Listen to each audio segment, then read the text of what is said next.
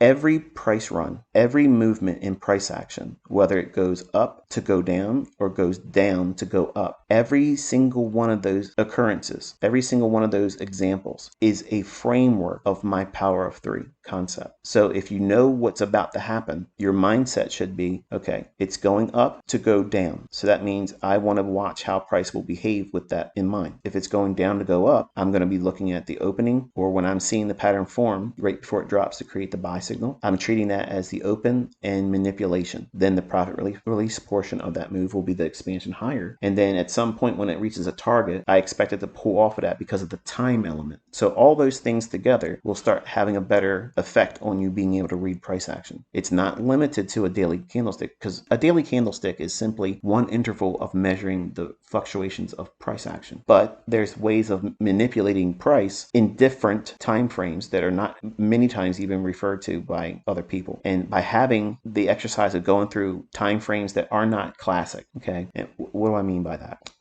Like a 7-second chart, okay, a 3.5 hour chart. You might not see an inefficiency on the 4-hour chart. You might not see an inefficiency on the hourly chart. But what happens if you see it on a 2.5 hour or a 3-hour chart or a 3.25 hour chart? See, if you understand a narrative, you understand that the market's trying to do something specific to get to a destination, whether it be higher or lower in price. It's going up or down to go to liquidity above the marketplace or below the marketplace. Or if there is no run for the liquidity sake, it's going up to trade up into, like it did here, it's raiding the buy stops above here, but it's trading into this inefficiency. So it's not randomly reaching up there, clearly, because I outlined it yesterday and told you it was going to go there. And then I told you what was going to happen once it did, and it did.